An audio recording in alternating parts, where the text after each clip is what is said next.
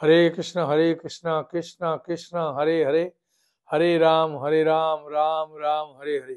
सकले बोलुन हरे कृष्ण कृष्ण कृष्ण हरे हरे हरे राम राम राम हरे हरे। हरि बोल। आज के আমরা শর্তিলা একাদশী নিয়ে আলোচনা করব। এই একাদশী কবে পড়েছে? এই শর্তিলা একাদশী পড়েছে 25শে জানুয়ারি শনিবার 11ই মাঘ। এই একাদশী পালন করবেন 25শে জানুয়ারি শনিবার শর্তিলা একাদশী এবং পালন করবেন 26শে জানুয়ারি রবিবার। কবে পালন করবেন? না, পালন করবেন 26শে জানুয়ারি 6টা 18 থেকে 9টা 58-র মধ্যে। মনে থাকবে, 6টা 18 মিনিট থেকে 9টা 58-র মধ্যে পালন করবেন। এই শর্তিলা একাদশী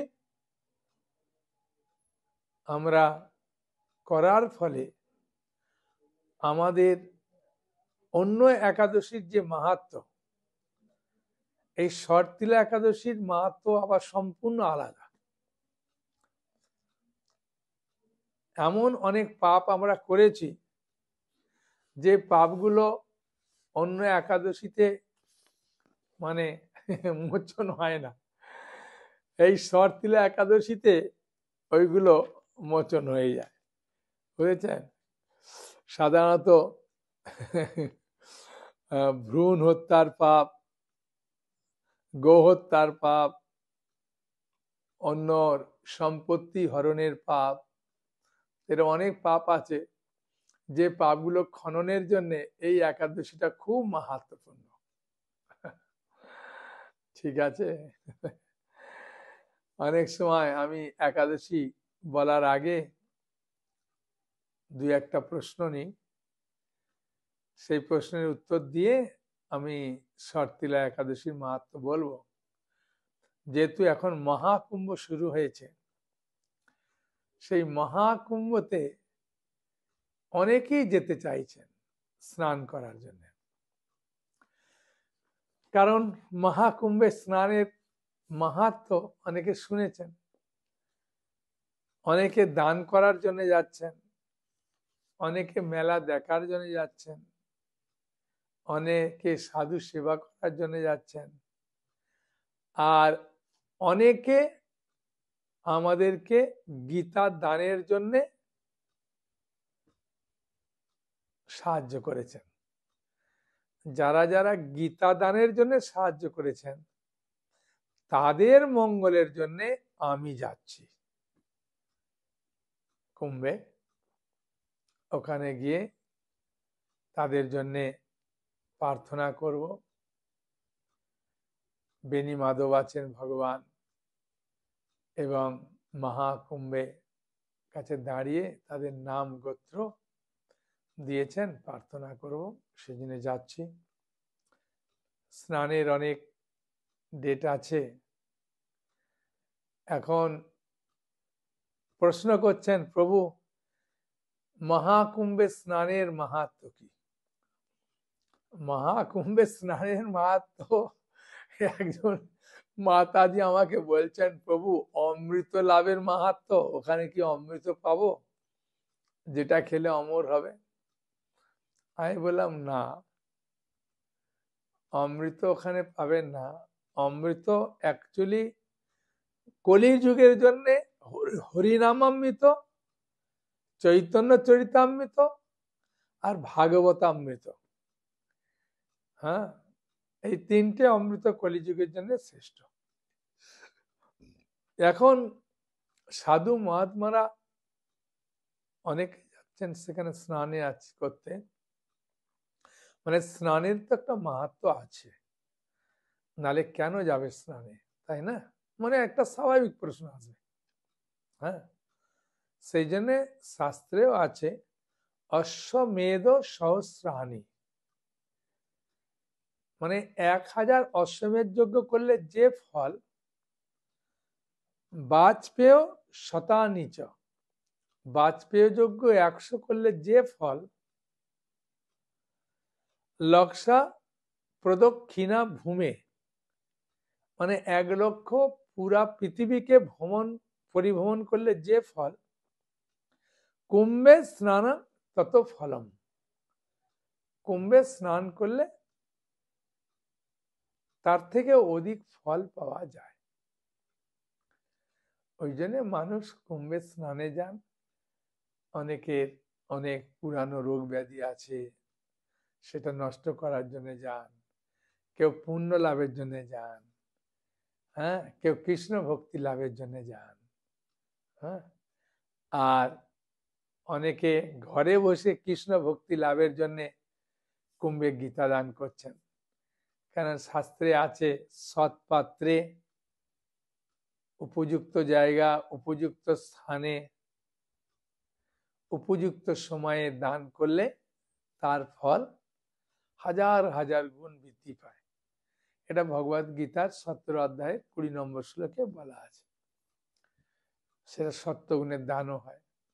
সেই জন্য অনেকে কুম্ভে গীতা দান করছেন, আমাদেরকেও করছেন। যারা করবেন 31শে জানুয়ারির মধ্যে, অর্থাৎ তাদের নাম গোত্র যারা আমাকে করেছেন এবং যারা করবেন তাদের সকলের নাম গোত্র আমি নিয়ে যাব। আমার মুখ্য উদ্দেশ্য তাদের মঙ্গল কামনা করার জন্য, আর সুযোগ পেলে স্নান করব। তাই অনেকে যেতে চাইছেন, কিন্তু থাকার জায়গাটা এটাই একটু সমস্যা। খাওয়ার জন্য সমস্যা নেই, আপনি পেট ভরে খেতে পাবেন, আমাদের ইস্কন সেন্টারে খেতে পাবেন, ঠিক আছে। আপনার প্রশ্নের উত্তর হচ্ছে তো? আপনি যে প্রশ্ন করেছিলেন যে কুম্ভে স্নানের মাহাত্ম্য কি, হ্যাঁ, ওখানে কি সেবা করছেন?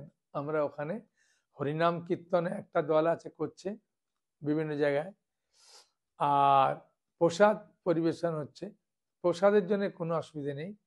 সেক্টর 19 এবং গাঙ্গুলি শিবালয় রোড, হ্যাঁ, যে কোনো পুলিশকে বললে হবে 19 নম্বর সেক্টরটা মেন, হ্যাঁ, 19 নম্বর সেক্টর, শিবালয়, গাঙ্গুলি শিবালয় রোড। আর একটা বৈশিষ্ট্য আমাদের ইস্কনের জন্য দিয়েছে, একটা প্যারাশুট উপরে ঝুলছে, তাতে হরে কৃষ্ণ লেখা আছে, হ্যাঁ। ওখানে আমাদের প্রসাদের জন্য সবাইকে দেওয়া হচ্ছে ফ্রিতে, হ্যাঁ। 10টা থেকে 5টার মধ্যে আপনি অনেক প্রসাদ পেতে পারবেন, যত চাইবেন। খুব সুন্দর সুস্বাদু প্রসাদ, বিভিন্ন আইটেম। কিন্তু থাকার জন্যে শুধুমাত্র ইস্কন সেন্টারে আমাদের জন্য ক্যাম্প করেছে, যারা ব্রহ্মচারী যাচ্ছে। আর যারা এখন অ্যাটাচ বাথরুম এসি নিচ্ছে, ওদের অনেক মূল্য ওদের জন্যে। সেই জন্যে ওই ব্যাপারটা আমি কাকেও বলতে পারছি না, হ্যাঁ। আমি খাওয়ার জন্য যেটা সুযোগ আছে বলে দিলাম, থাকার জন্যে ও আপনাদেরই বিভিন্ন জায়গায় বন্দোবস্ত করে নিতে হবে, ঠিক আছে। আর কি প্রশ্ন আছে আপনার? বলুন। আপনি ভাগবত পড়ছেন, তাহলে তো ভাগবত অমৃত পান করছেন, অমৃত, তাই না? এই ভাগবত যত মহান মহান ঋষিরা সবাই ভাগবত পাঠ করেছেন। চৈতন্য মহাপ্রভু স্বয়ং ভাগবত পাঠ করেছেন। সুখদেব গোস্বামী ভাগবত অমৃত পাঠ করে কীর্তন করে উদ্ধার হয়ে গেছেন। পরীক্ষিত মহারাজ স্বয়ং ভাগবত শ্রবণ করে ভগবানের কাছে ফিরে গেছেন, হ্যাঁ। সেই জন্য ভাগবতের একটা মহিমা আছে, চৈতন্য চরিতামৃত পাঠ করলেও অমৃত লাভ করবেন। তাতেও অনেক মানুষ চৈতন্য কৃপা পেয়ে উদ্ধার হয়ে গেছে। ভাগবতেরও উদ্ধার পাচ্ছেন অনেক মানুষ। সেই জন্য ভাগবতের মাহাত্ম্যতেও খুব সুন্দরভাবে বলা হচ্ছে, হ্যাঁ, যে যখন ভাগবত কথা বলার জন্য সুখদেব গোস্বামী পরীক্ষিত মহারাজের কাছে এসেছিলেন, সেই সময় দেবরাজ ইন্দ্র স্বয়ং অমৃত ভাণ্ড নিয়ে এসে বলছেন, আপনি অমৃত খান, খেয়ে আপনি অমর হয়ে যান, আর এই ভাগবত কথা আমাদেরকে শোনান। তখন সুখদেব গোস্বামী দেবতাদের খুব ভৎসনা করেছিলেন যে এই অমৃত আর ভাগবতের অমৃত সম্পূর্ণ আলাদা। দেবতারা অমর, কিন্তু দেবতারও এই জগৎ থেকে যেতে হয়। তার মানে অমৃত পান করলে যে অমর বলতে কি অনেকদিন আয়ুটা বাড়ে, কিন্তু ভাগবত অমৃত পান করলে পুরা আপনি উদ্ধার প্রাপ্ত হয়ে যাবেন। হ্যাঁ, বুঝেছেন? এইরকম একটা ঘটনাও আছে। একজন ভদ্রলোক রাজস্থান থেকে এসেছিলেন, এসে তার কথা তিনি ব্যক্ত করছেন, আপনি নিজের মুখে শ্রবণ করুন। তিনি নিজে বলছেন যে মুক্তি লাভের জন্য এই ভাগবত কত অমৃত। হ্যাঁ, তিনি রাজস্থানে পুষ্কর আছে না, তীর্থ, হ্যাঁ, সেখানে থাকা সত্ত্বেও এই ভাগবত আমাদের কাছ থেকে নিয়ে গিয়ে, হ্যাঁ, তার উপলব্ধি বলছে, শুনুন। নিখিল রায় এবং উনার স্ত্রী রানু রায়, উনারা মায়াপুর ধামে এসেছেন এবং এসে ভাগবত গ্রহণ করছেন। কেন ভাগবত গ্রহণ করছেন উনাদের মুখ থেকে আপনারা শ্রবণ করুন। বলুন তো। হরে কৃষ্ণ। আমি রাজস্থানে থাকি। রাজস্থানে আমি চান্সি ডাক্তারি করি, কিন্তু আমার প্রেরণা জেগেছে, আমি প্রভুজির ইউটিউব দেখে আমি যে ভাগবতের সম্বন্ধে জানতে পেরেছি এবং আমার প্রেরণা জেগেছে যে আমি মানুষ জনম কীভাবে উদ্ধার করা যাবে, কীভাবে সদ্গতি লাভ করা যাবে। ভাগবতে পড়লে এদের সব কিছু, ভাগবতে রেখে দিলেও অনেক কাজ, নমস্কার দিলে বা তুলসী পত্র চড়ালেও অনেক পুণ্য পাওয়া যায়। মনুষ্য জন্ম যদি হয় ভাগবত নেওয়া উচিত, আর ভাগবত থেকেই আমরা মুক্তি লাভ করতে পারবো। বাহ, খুব সুন্দর। মাতাজি ভাগবত পড়বেন? হ্যাঁ, আমিও পড়বো, আমার স্বামী পড়বে, আমিও পড়বো সময় পালে। আপনারাও পড়বেন যাদের আছে। হরি বল। তাই আজকের শুভ দিনে শ্রী শ্রী রাধা মাধব নৃসিংহদেব পঞ্চতত্ত্বকে তাই প্রার্থনা করছি, হে ভগবান শ্রী শ্রী রাধা মাধব শ্রী শ্রী পঞ্চতত্ত্ব নৃসিংহদেব, আপনি কৃপা করুন, ওনারা এই ভাগবত নিয়ে যাচ্ছেন, ওনাদের পারিবারিক এবং পারমার্থিক কল্যাণ করুন, যাতে ওনারা সদ্গতি লাভ করতে পারে এবং অন্তিমে ভগবানের কাছে ফিরে যেতে পারে। হরি বল। শুনলেন, ভাগবতের একটা তো অমৃত আছে। শিলা প্রপাত বলছেন যে এমনি ভাগবতের মাহাত্ম্য আছে, যার বাড়িতে ভাগবত আছে দেবতারা প্রতিদিন তার বাড়ি পরিক্রমা করে, তাকে প্রণাম করে চলে যায়। হ্যাঁ, সেই জন্যে ভাগবতামৃত পান করলে সব থেকে ভালো। সময় পেলে যখন ইচ্ছা, আর কোনো নিয়ম কারণ নেই, যখন সময় পাবেন তখনই পড়তে পারেন। শিলা প্রপাত বলছেন আমার এই ভাগবত টাইম বোমের মতো, কখন যে আপনার বাড়িতে এটা ক্রিয়া করবে আপনি নিজেও জানেন না। মানে বাড়িতে রাখলে বাড়ির প্রচন্ড মঙ্গল।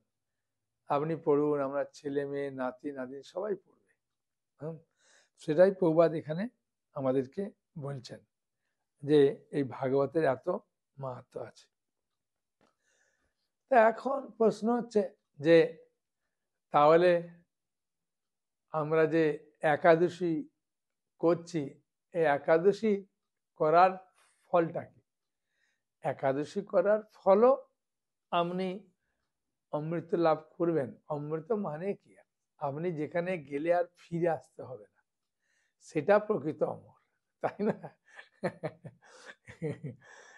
একটা হাসির কাহিনী একটু বলেই দিই।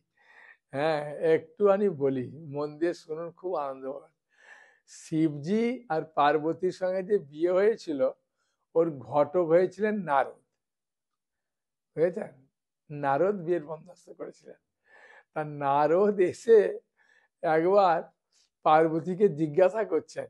হ্যাঁ, নারদের কাজই তো বুঝতেই পারছেন, সব জায়গায় এমন পেঁয়াজ লাগিয়ে দেবে, হ্যাঁ, ওর মাধ্যমে অনেক কিছু বাস্তব সত্যকে প্রকাশ করে। কিন্তু আমরা জানি যে নারদ মুনির পেঁয়াজ লাগানোর মাধ্যমে কিছু ক্ষতি, কারো ক্ষতি করে না, সবসময় তিনি এই জগৎবাসীর কল্যাণের জন্য করে। তা পার্বতীকে গিয়ে বলছেন, যখন পার্বতীর কাছে গেছে, ঘটক না, পার্বতীকে বলছেন, কি পার্বতী, হ্যাঁ ঠিকঠাক আছে তো সব? বলছে, হ্যাঁ প্রভু মুনিবর, হ্যাঁ আপনি সত্যি করে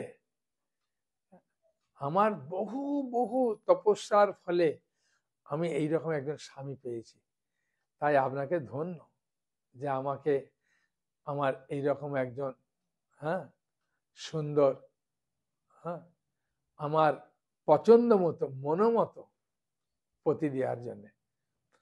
নারদ বলছেন, বাহ, তাহলে তুমি খুব খুশি? হ্যাঁ পার্বতী বলছে, হ্যাঁ খুব খুশি, হ্যাঁ আমাকে প্রভু বামরুতে বসায়, আদর করে, প্রাণের থেকেও যেন ভালোবাসে আমাকে।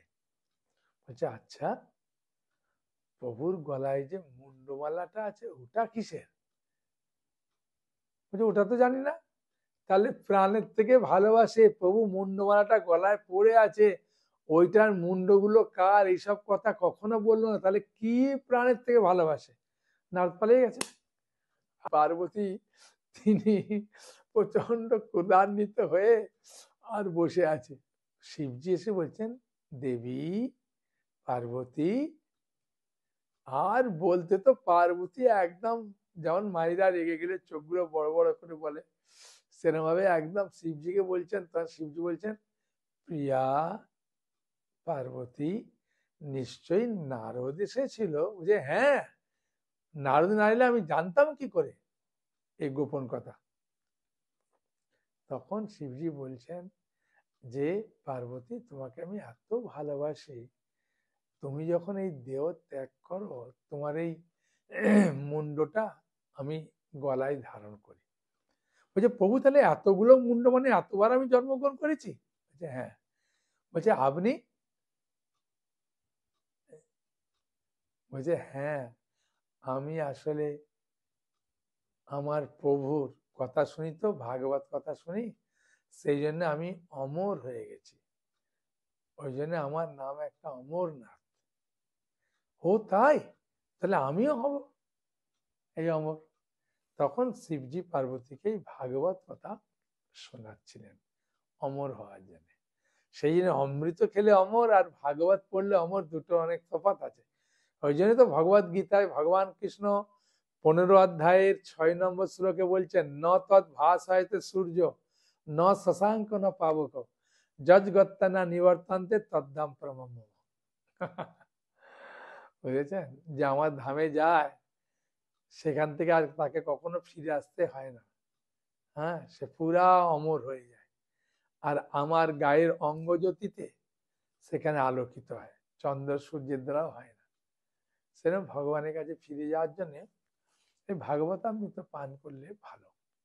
প্রতিদিন একটা শ্লোক, অল্প শ্লোক পড়ুন, বিশেষ করে একাদশী দিন পড়ুন, তাই না, খুব ভালো। তো এখন আমরা শর্তিলা একাদশী মাহাত্ম্য বলবো। ঠিক আছে, মন দিয়ে শ্রবণ করুন। শর্তিলা একাদশী পড়েছে 25শে জানুয়ারি শনিবার, আর পালন করবেন 26শে জানুয়ারি রবিবার 6টা 18 থেকে 9টা 58-র মধ্যে। হ্যাঁ ঠিক আছে। এখন অনেকে বলতে পারেন যে প্রভু ভাগবতামৃত পান করলে তো আপনাদের ভাগবতের অনেক দাম, সেই জন্য আমরা একটা ভক্তির সেট করেছি। নতুন যারা আসছেন তারা এই 12টা বই পাচ্ছেন, খুব সুন্দর। গীতারে একটা দাম 270 টাকা, এরকম 12টা বই খুব সুন্দর সুন্দর, রান্নার বই থেকে আরম্ভ করে অনেক বই আছে। এই সেটটা নিতে পারেন মাত্র 500 টাকা, কোরিয়ার চার্জ ফ্রি। ঠিক আছে, কোনো অসুবিধা নেই। এখন শর্তিলার একাদশী শ্রবণ করুন, খুব আনন্দ পাবেন। হ্যাঁ, যার শর্তিলা একাদশী কি, হ্যাঁ তার মাহাত্ম্য কি শুনুন। ভগবান শ্রীকৃষ্ণের কাছে মহারাজ যুধিষ্ঠির প্রশ্ন করছেন যে, হে প্রভু, দয়া করে আপনি বলুন মাঘ মাসের কৃষ্ণপক্ষের যে একাদশী তার নাম কি, তার বিধি কি, কিভাবে পালন করব তা বলুন। তখন ভগবান শ্রীকৃষ্ণ, জগন্নাথ যিনি জগতের নাথ, তিনি মহারাজ যুধিষ্ঠিরকে খুব সুন্দরভাবে উত্তর দিচ্ছেন যে এই মাঘ মাসের কৃষ্ণপক্ষের একাদশীর নাম শর্তিল একাদশী। তিলের খুব মাহাত্ম এই একাদশীতে। তা ভগবান বললেন এক সময় দালব্য ঋষি তিনি পুলস্ত ঋষিকে জিজ্ঞাসা করছেন যে এই জগতের মানুষ অনেক রকম জঘন্য পাপ কাজ করে ফেলে, ব্রহ্মহত্যা, গোহত্যা, অন্যের ধন সম্পত্তি হরণ করে নেয়, এই সকল আদি বহু পাপ করে তারা নরকে গমন করে। যাতে এই নরক গতি থেকে তারা উদ্ধার পায় তার কোনো সহজ সরল উপায় আছে কি? দালব্য ঋষির এই প্রশ্ন শুনে মহর্ষি পুলস্ত খুব আনন্দ পেয়ে জগৎবাসীর কল্যাণের জন্য তিনি বলতে শুরু করলেন।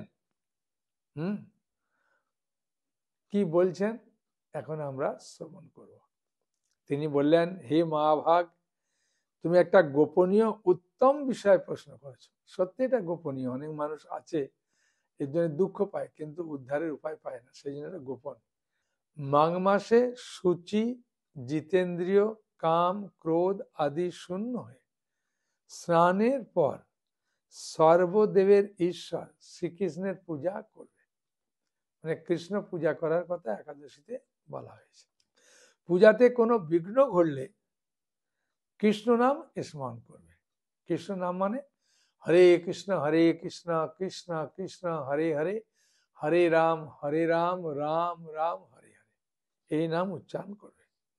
হ্যাঁ, রাত্রিতে অর্চনান্তে হোম করবে, তারপর চন্দন, অগুরু, কর্পূর ও শর্করা পবিত্র দ্বারা নৈবেদ্য প্রস্তুত করে ভগবানকে নিবেদন করবে। কুষ্মাণ্ড, নারকেল অথবা 100 গুবাক দিয়ে অর্ঘ্য প্রদান করে কৃষ্ণ কৃষ্ণ কৃপালুস্তম গতিনাং গতির ভব ইত্যাদি মন্ত্রে শ্রীকৃষ্ণের পূজা করতে হয়। কৃষ্ণ আমার প্রতি প্রীত হন বলে যথাশক্তি ব্রাহ্মণকে জলপূর্ণ কলস, ছত্র, বস্ত্র, পাদুকা, গাভী ও তিলপাত্র দান করবে। স্নান দান আদি কার্যে কালো তিল অত্যন্ত শুভ। তিলের মধ্যে যেমন কালো তিল শুভ, সমস্ত নাম সমস্ত মন্ত্রের মধ্যে শ্রেষ্ঠ হচ্ছে মহামন্ত্র। বুঝলেন, এই মহামন্ত্রের মাধ্যমে আপনি সব পূজা করতে পারবেন। হরে কৃষ্ণ কৃষ্ণ কৃষ্ণ হরে হরে, হরে রাম রাম রাম হরে হরে, এই মন্ত্র দিয়ে। ওই জন্য অনেক বয়স্ক মায়েরা বলে বাবা তুলসী মহারানীকে জল দিলেও ওই মন্ত্রই বলি আমি, কোনো অসুবিধা নেই। হ্যাঁ বলুন, হাতে তালি দিয়ে বলতে বলতে পরিক্রমা করুন। হে দ্বিজোত্তম, ওই প্রদত্ত তিল থেকে পুনরায় যে তিল উৎপন্ন হয় তত বছর ধরে দানকারী স্বর্গলোকে বাস করে। তিল দ্বারা স্নান, তিল দ্বারা শরীরে ধারণ, তিলে জল মিশিয়ে তার তর্পণ। হ্যাঁ বুঝেছেন, মানে তিল নিয়ে আপনি অনেক কিছু জিনিস করতে পারেন। বিশেষ করে তিল নিয়ে যদি ওই দিন তর্পণ করা যায় আপনার পিতৃপুরুষের উদ্দেশ্যে ভালো।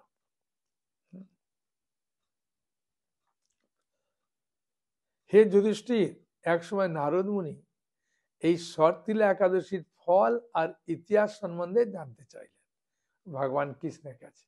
তখন ভগবান কৃষ্ণ নারদ মুনিকে বললেন, আমি একটা কাহিনী বলছি, হে নারদ শোনো।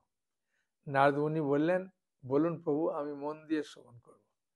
তাই ভগবান কৃষ্ণ বলছেন, নারদ মুনি শ্রবণ করছেন। কি কাহিনীটা এখন আমরা শুনবো। হ্যাঁ শুনুন ভালো করে। পুরাকালে মর্তলোকে এক ব্রাহ্মণী বাস করত। সে প্রায় বিভিন্ন রকম ব্রত আচরণ করত। এবং উপবাস করতো খুব বেশি, আর উপবাস করতে করতে খুব সে রোগা হয়ে গেল। সেই মহাসতী ব্রাহ্মণী অন্যর কাছ থেকে দ্রব্যাদি গ্রহণ করে, হ্যাঁ, সে দেবতা, ব্রাহ্মণ, কুমারীদের ভক্তি ভরে দান করত, কিন্তু কখনো ভিক্ষুককে, হ্যাঁ, ভিক্ষাদান এবং ব্রাহ্মণকে অন্নদান করেননি। এইভাবে বহু বছর অতিক্রান্ত হলো। আমি চিন্তা করলাম, আমি বলতে ভগবান বলছেন না নারদকে, ওই জন্য বলছেন, আমি চিন্তা করলাম যে কষ্টসাধ্য বিভিন্ন ব্রত করার ফলে এই ব্রাহ্মণীর শরীরটা একবারে শুকিয়ে গেছে, কিন্তু সে যথাযথ বৈষ্ণবদের অর্চনা করছে, কিন্তু পরিতৃপ্তির জন্য তাদের অন্নদান করছে না। তাই আমি একদিন কাপালিক রূপ ধারণ করে তার কাছে গেছি, একটা তামার পাত্র হাতে নিয়ে তার কাছে ভিক্ষা প্রার্থনা করলাম। ব্রাহ্মণী বলল, হে ব্রাহ্মণ, তুমি কোথা থেকে এসেছো, কোথায় যাবে তা আমাকে বলো। আমি বললাম, হে সুন্দরী, আমাকে ভিক্ষা দাও। তখন সে ক্রুদ্ধ হয়ে আমার পাত্রে একটা মাটির ঢেলা নিক্ষেপ করলো। রেগে গিয়ে একটা মাটির ঢেলা ছিল, দিয়েছে, না ভিক্ষা। তারপর আমি সেখান থেকে চলে গেলাম। মানে ভগবান কৃষ্ণ বলছেন, হ্যাঁ, নারদকে। বহুকাল পরে সেই ব্রাহ্মণী ব্রত প্রভাবে সশরীরে গমন করলো, একবারে ব্রত প্রভাবে স্বর্গে চলে গেল। কিন্তু স্বর্গে গিয়ে সে যেহেতু একটা মাটির ঢেলা দান করেছিল, মাটির জিনিস, তাই সেখানে একটা ঘর পেয়ে গেল স্বর্গে। হ্যাঁ, আর ঘর পাওয়ার পরে ওই ঘরটা খুলে দেখে ঘরের মধ্যে কিছুই নাই, পুরা ফাঁকা। তখন উনি নারায়ণের কাছে গেলেন। নারায়ণের কাছে গিয়ে বলছেন যে আমি আপনার এত আরাধনা করেছি, হে জনার্দন, আমার গৃহে কিছু দেখছি না, কারণটা কি? হে নারদ, তখন আমি তাকে বললাম, মানে আমি বলতে ভগবান তাকে বললেন, তুমি নিজ গৃহে দরজা বন্ধ করে, হ্যাঁ, বসে থাকো, আর মর্তলোক থেকে একজন নারী এখানে এসেছে সেটা দেখার জন্য বহু দেবীগণ আসবে, যে মর্তের নারীরা কেমন দেখতে দেখি, হ্যাঁ, এরকম দেখার জন্য আসবে, কোনো চিন্তা করো না। তখন তুমি দরজা খুলবে না, দরজা বন্ধ অবস্থায় থাকবে। তুমি বলবে আমাকে সর্তিলা একাদশীর ফল প্রদান করলে আমি তবে আপনাদেরকে দেখা দেবো। ওদের মধ্যে একজন দেবী রাজি হয়ে গেল, সর্তিলা একাদশীর ফল দিলেন, আর মানবীকে দেখলেন, হ্যাঁ, দেখে খুব আনন্দ পেয়েছেন।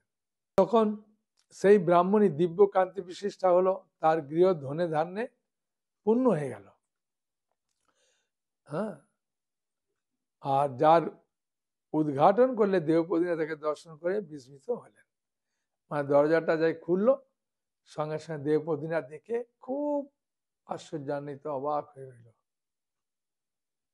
হে নারদ, অতিরিক্ত বিষয় বাসনা করা উচিত নয়, কিন্তু বৃত্ত, স্বার্থ, অকর্তব্য নিজ সাধ্য মতো তিল, বস্ত্র, অন্ন দান করবে। সর্তিলা ব্রতের প্রভাবে দারিদ্রতা দূর হয়, শারীরিক কষ্ট দূর হয়, দুর্ভাগ্য, হ্যাঁ, প্রভৃতি বিনষ্ট হয়। এই বিধি অনুসারে তিল দান করলে, এই বিধি অনুসারে যদি কেউ তিল দান করে, মানুষকে অনায়াসে পাপ থেকে মুক্ত হবে। হ্যাঁ, করে মানুষ অনায়াসে পাপ থেকে মুক্ত হয়। এই হচ্ছে একাদশীর সুন্দর মাহাত্ম্য। হ্যাঁ, তাই আমি অনুরোধ করব সকলে একাদশী ব্রত করুন, খুব আনন্দ পাবেন। হ্যাঁ, বুঝেছেন? বলুন, কোনো প্রশ্ন আছে? বলুন। ওনার প্রশ্ন হচ্ছে যে কুম্ভে যে সময় যে তিথিতে ওখানে আছে, ওই তিথিতে আমি যদি গঙ্গায় স্নান করি সেই ফল পাবো? এখন ফলের আশা নিয়ে গঙ্গা বা ত্রিবেণীতে নিয়ে গিয়ে লাভ নাই, ফল ভগবান দেবেই। হ্যাঁ, যা দান করছেন দানের মাহাত্ম পাবেই, মানে বলার দরকার হয় না, ঠিক আছে? আর গঙ্গায় স্নান করলে তো এমনিতেই পবিত্র হয়ে যায়, গঙ্গা কি সাধারণ নদী নাকি? হ্যাঁ, কুম্ভে স্নানের যে ফল গঙ্গা স্নান করলে পাবেন না? পাবেন। হ্যাঁ, সেই রকম ফল না পাবেন, একাদশীতে গঙ্গা স্নানের একটা প্রচুর মাহাত্ম্য আছে। হ্যাঁ, হ্যাঁ। এখন আমি বলতে পারবো না যে কেন ওখানে যে কুম্ভে স্নান করবেন, ওটা কিসে স্নান করবেন? গঙ্গাতেই করতে হবে। গঙ্গা যমুনা সরস্বতীর সঙ্গমে গিয়ে ওখানে গিয়ে স্নান করা তো খুব কঠিন। এমনি ওই তিথিতে ওইখানে গঙ্গাতেই ডুব দিবে সবাই, বুঝেছেন? গঙ্গার পূর্ব পারে গঙ্গা, পশ্চিম পারে যমুনা, আর মাঝ দিয়ে সরস্বতী বইছে ওখানে। ঠিক আছে, করুন। হ্যাঁ, অসুবিধা নেই। হ্যাঁ, বলুন আপনার প্রশ্ন। ও বুঝেছি, আর একটু জোরে বলুন। আচ্ছা আচ্ছা, হ্যাঁ ঠিক। মানে মাতাজি বলছেন যে প্রভু এই ঠান্ডার মধ্যে গঙ্গায় স্নান না করতে গেলে, যদি আপনি বলেছেন বাথরুমে গঙ্গা গঙ্গা বলে স্নান করলে কি সেই ফল পাবো? সরাসরি গঙ্গায় গিয়ে স্নান করা আর গঙ্গা গঙ্গা বলে স্নান করা কিছু তো তফাৎ হবেই, স্বাভাবিক, এটা আর বলার কি আছে? হ্যাঁ, সেই ভাব সেই রকম ভাবে স্নান করলে যে একটা পবিত্র পাবেন তো বটে, তার ফল আছে। ভগবানের নাম উচ্চারণ করলেই ফল, সোজা কথা। যেন তেন প্রকারে না মন কৃষ্ণ নিবেশ হয়, যেন তেন প্রকারে না। আমি যদি হরে কৃষ্ণ কৃষ্ণ কৃষ্ণ হরে হরে, হরে রাম রাম রাম হরে হরে বলি, এর ফল আছে, এর মাহাত্ম আছে। ঠিক আছে। হ্যাঁ,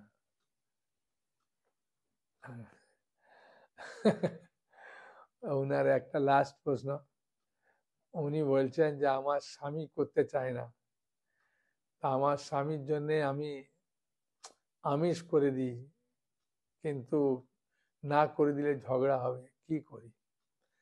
স্বাভাবিক, স্বামীকে তো রান্না করার জন্য আপনি আছেন, আর যাতে অশান্তি না হয় তাকে বুঝিয়ে বলবেন যে একাদশীর দিনে এগুলো না আনলে ভালো, তুমি তো আমার প্রতি দেবতা, তোমার মঙ্গলের জন্যই তো আমি এইসবগুলো করি।